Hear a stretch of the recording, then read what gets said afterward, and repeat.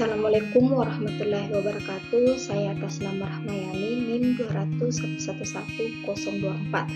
Saya dari Universitas Muhammadiyah Senjai. Saya akan mempresentasikan tugas sekaligus ulangan final yang diberikan oleh Bapak Irfan Fauzi, SPI MSI, yang berjudul Rangkuman Materi Oseanografi.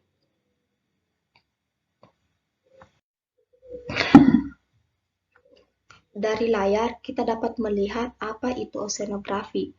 Nah, di sini saya akan menjelaskan apa pengertian dari oseanografi. Oseanografi adalah dapat disimpulkan bahwa cara sederhana sebagai ilmu yang mempelajari lautan. Nah, 4 cabang ilmu oseanografi, yaitu fisika oseanografi, geologi oseanografi, kimia oseanografi, dan biologi oseanografi. Fisika oseanografi itu ilmu yang mempelajari hubungan antara sifat-sifat fisika yang terjadi di dalam lautan dan yang terjadi antara lautan dengan atmosfer dan daratan seperti pasang surut, gelombang, iklim, dan sistem arus. Geologi oseanografi itu di dalamnya terdapat penelitian lapisan kerak bumi, gunung berapi, dan terjadinya gempa bumi. Kimia oseanografi yaitu berhubungan dengan reaksi kimia yang terjadi dalam dan di dasar laut dan juga menganalisa sifat-sifat dan air laut itu sendiri. Biologi oseanografi di mana yang mempelajari semua organisme yang hidup di lautan, termasuk hewan yang berukuran kecil serta berukuran besar dan juga tumbuhan air. Sejarah oseanografi.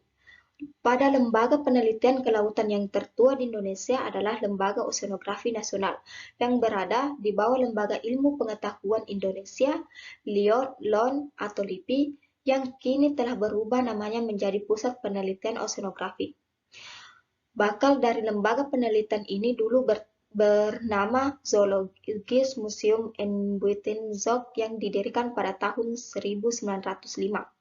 Penelitian oseanografi di Indonesia pertama kali dilakukan pada tahun 1904 oleh Koningsbenser ketika mendirikan laboratorium perikanan di Jakarta. Laboratorium pada ini tahun 1919 diubah menjadi laboratorium biologi dan akhirnya sejak tahun 1970 menjadi Lembaga Oseanologi Nasional. Nah, kemudian yaitu arus laut.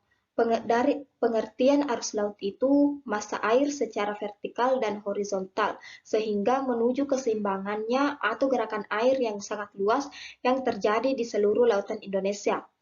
Proses terjadinya arus laut itu berdasarkan arus Ekman, arus termohaline, arus pasut, arus geostropik, dan arus wind Ryan current, di mana arus Ekman itu yang dipengaruhi oleh angin, arus termohaline yang dipengaruhi oleh densitas serta gravitas, arus pusat dipengaruhi oleh adanya pusat, arus geostropik dipengaruhi oleh adanya gradien, tekanan mendatar, serta juga gaya Grossil. Terus arus yang dipengaruhi oleh wind Ryan current yaitu pergerakan angin serta terjadinya pada lapisan permukaan. Kemudian yaitu arus laut berdasarkan kedalaman. Pada kedalaman arus laut dapat dilihat ada dua, yaitu arus permukaan, di mana arus terjadi beberapa ratusan meter dari suatu permukaan, pergerakannya ialah dengan arah horizontal serta juga dipengaruhi oleh pola sebaran angin. Kemudian arus dalam. Arus yang terjadi pada dasar kolam perairan, arah pergerakannya itu tidak dipengaruhi oleh adanya pola sebaran angin, serta juga membawa massa air dari daerah kutub ke daerah yang ekuator. Perbedaan upwelling dan downwelling. Upwelling adalah fenomena oseanografi yang melibatkan gerak yang dibangkitkan angin dari air yang lebih berat, lebih dingin, dan biasanya kaya nutrien ke arah permukaan yang lebih hangat dan kurang nutrien. Sedangkan downwelling yaitu kebalikan arus dari upwelling, air laut hangat di permukaan tenggelam ke dasar laut. Kemudian yaitu sedimentasi. Perlu kita ketahui Dari pengertian sedimentasi itu proses pengendapan material hasil erosi, air, angin, gelombang laut, dan gletser.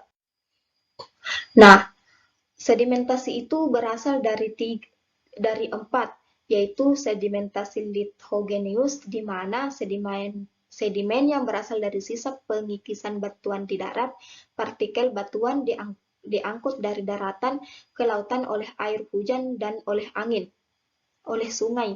Sedimen biogenius merupakan sedimen yang berasal dari sisa-sisa rangka organisme hidup yang membuat partikel halus.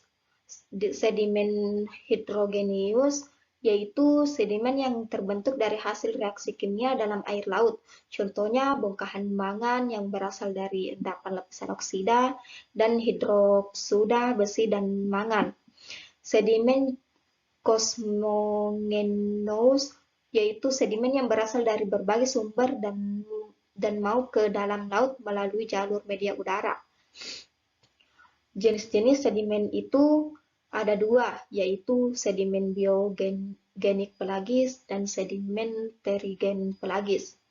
Faktor-faktor yang terjadi pada faktor-faktor penyebab terjadinya sedimen itu pasang surut. Yang pertama, pasang surut. Yang kedua, gelombang. Dan yang ketiga, arus. Dan keempat, kemiringan dan arah garis pantai. Dampak yang disebabkan oleh sedimentasi itu yaitu delta, tanggul alam, dan gumuk pasir. Di sini perlu kita ketahui proses pembentukan laut dan lembaganya. Proses pembentukan laut dan pembagiannya. Proses pembentukan laut itu menurut sejarahnya terbentuk 4,4 miliar tahun yang lalu ketika atmosfer bumi tertutup oleh debu-debu vulkanik yang mengakibatkan terhalangnya sinar matahari untuk masuk ke bumi. Akibatnya uap air di atmosfer melalui terkondensi dan terbentuknya hujan. Hujan inilah yang mengisi cekungan-cekungan di bumi hingga terbentuklah lautan. Pembagian laut secara horizontal, yaitu pertama, zona meritik, merupakan zona yang berada di paparan benua dihuni oleh biota laut yang berbeda dengan zona oseanik. Zona eritik memiliki kelimpahan dan beragama biota lebih tinggi dibandingkan dengan zona oseanik. Zona ini lebih dinamis, nutrien melimpahkan sehingga lebih subur dan sinar matahari masuk ke kolam air hingga fotosintesis menghasilkan makanan bagi hewan. Kemudian yaitu zona oseanik. Zona oseanik merupakan zona perairan yang terletak di luar landas benua. Zona ini umumnya memiliki kedalaman perairan yang dalam dan sinar matahari sudah sangat tipis, tidak ada cahaya matahari. Pembagian laut secara vertikal. Pembagian laut secara vertikal perairan terbagi atas zona fotik dan afotik berdasarkan pengaruh penetrasi cahaya matahari yang masuk ke kolam perairan. Yang pertama yaitu zona fotik, zona di mana cahaya matahari masih dapat menembus perairan. Zona afotik, zona yang sudah tidak dapat menembus oleh sinar matahari. Sekian dari itulah tadi hasil dari presentasi saya. Lebih dan kurangnya mohon dimaafkan. Assalamualaikum warahmatullahi wabarakatuh.